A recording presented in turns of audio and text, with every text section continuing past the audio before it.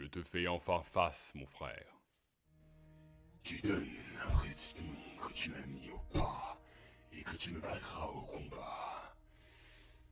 Après 10 000 ans, tu restes pompeux. Regarde autour de toi. Je t'ai eu. J'ai gagné. Tu n'as pas encore gagné.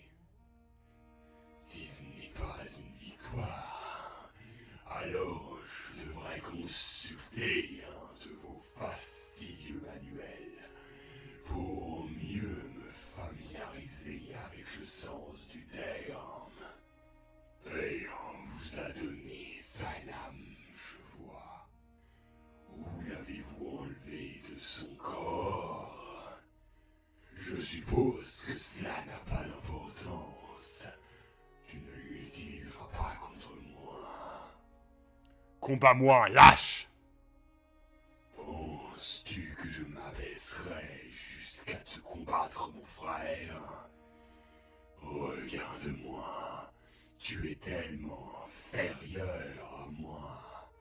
Je suis plus puissant que tu ne pourras jamais l'être. Pourquoi devrais-je gaspiller mes forces à écraser un insecte comme toi?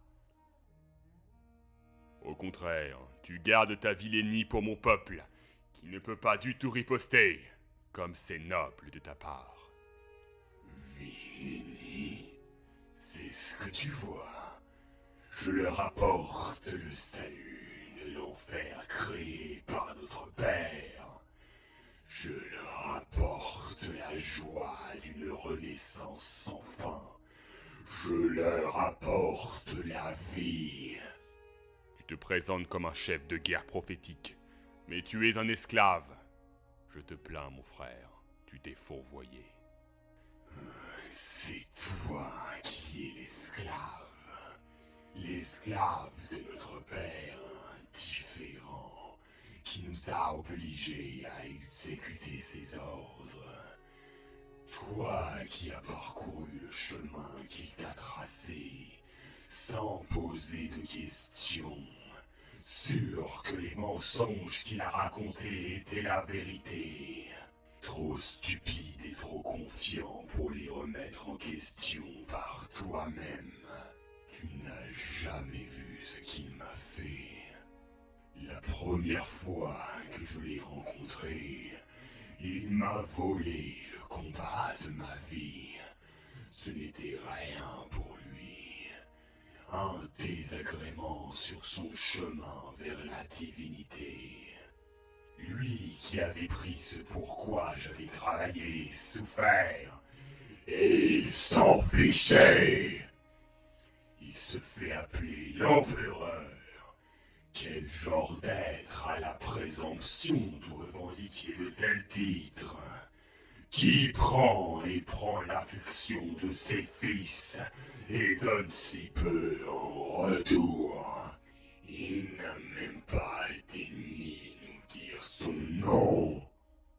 J'ai essayé sa méthode. Je n'aurais jamais dû compromettre mes propres principes, mais je l'ai fait. J'étais un défenseur des gens ordinaires. Je les ai abandonnés pour un despote galactique. Maintenant, je sers à nouveau le peuple. Si je suis la marionnette d'un maître indifférent, alors qu'es-tu? Un être qui se vautre dans le pouvoir du warp tout en criant à la haine, à la sorcellerie? Un jouet pour la corruption et la maladie? Vous avez longuement et durement manifesté contre les pouvoirs psychiques.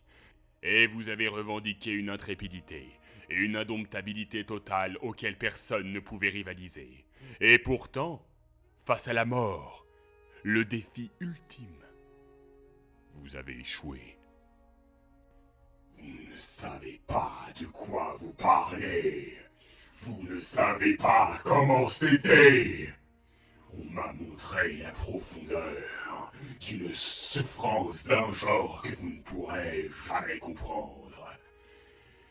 Et alors que la mort m'appelait, on m'a donné le pouvoir d'y résister. Je ne connais aucune souffrance. J'ai vu mes frères, dont beaucoup que j'aimais et que je respectais, tourner le dos à notre Créateur et plonger la galaxie dans la guerre. J'ai vu l'humanité chercher à atteindre un glorieux moment de paix, l'effleurer avec ses doigts. Et puis, je vous ai vus, vous et les autres, cracher dessus et l'arracher. Je suis mort aux mains de mes proches. Je me suis réveillé dans une galaxie si éloignée de la glorieuse illumination de l'empereur. Cela ressemblait à l'enfer. Vous avez tourné le dos à tout ce que vous prétendiez défendre, lâchement, sans hésiter. Où était mon frère qui pouvait résister à n'importe quelle tempête, au corps immunisé au poison, qui n'a absolument jamais cédé? Que lui est-il arrivé? L'ancien Mortarion n'aurait jamais permis cela. Il serait mort avec honneur. Tu as dû voir comment tes guerriers se sont transformés en ces monstres imposants. Ce qui vous attendait si vous disiez oui au salut. Toi qui te disais le plus fort d'entre nous, le redoutable, le maître de toute douleur ou chagrin, comme ces mots me semblent creux maintenant. Je sais au moins ce que je suis. Je me regarde et pourtant je perçois de nombreux échecs. Je sais avec une certitude inébranlable que j'accomplis le devoir pour lequel j'ai été créé, que je me bats pour la préservation de l'humanité. Donc vous ne vous battez pas pour l'empereur? Je me bats pour ce en quoi il croyait. Du chipotage d'avocat, vous vous battez pour vous-même. Je reste un champion de l'humanité, alors que vous êtes le laquais du mal. Le suis-je? Alors dis-moi, Robout, si notre père est si bon, regarde-moi dans les yeux et dis-moi qu'il nous aimait tous. Comme tout père devrait aimer ses fils. Vous savez, n'est-ce pas, Robout? Vous l'avez vu. Je savais que quelque chose était différent chez toi. Vous lui avez parlé sur Terra. Dites-moi, qu'a-t-il dit? A-t-il plaidé pour être libéré? Vous a-t-il supplié d'être libéré de son trône d'or? Oh, mon frère, ce n'est pas possible. N'a-t-il rien dit? Notre père est-il mort? Bien sûr qu'il ne l'est pas, n'est-ce pas? Pas vraiment. Les êtres comme lui sont au-delà de la mortalité. Vous êtes tellement mal avisé. Il recherchait la divinité. D'une certaine manière, il a ce qu'il voulait. C'est un dieu cadavre, un seigneur de la mort, plus terrible et plus vil que mon grand-père adoptif, qui offre à ceux qui le suivent le cadeau d'un renouveau sans fin. Vous regardez cette terre et vous n'y voyez que des ruines. C'est dommage pour vous que le potentiel de Nurgle soit invisible. Là où vous voyez la destruction, je ne vois qu'une seule phase du cycle de la mort, de renaissance, de fécondité et de décadence. C'est glorieux, coloré, vital. Bien plus que les pâles mensonges de notre père. Tous les secrets peuvent être connus dans le Warp. C'est intemporel et éternel. Tout ce qui se passe ici se reflète là-bas à l'infini.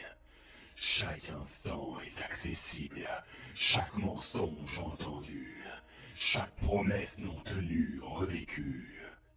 J'ai été en profondeur à l'intérieur, loin du jardin de Nurgle, dans des royaumes où les secrets affluent comme des mouches vers les cadavres.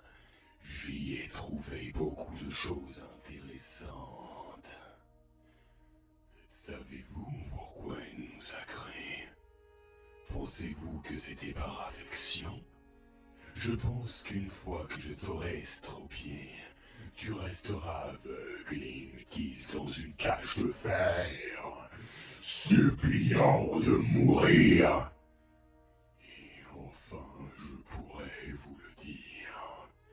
Et alors, vos belles paroles ici brûleront dans votre bouche. Mais cela reste à venir. Les jambes d'abord, je pense. Vous n'en aurez pas du tout besoin. Ne t'inquiète pas, mon frère. Ma faux est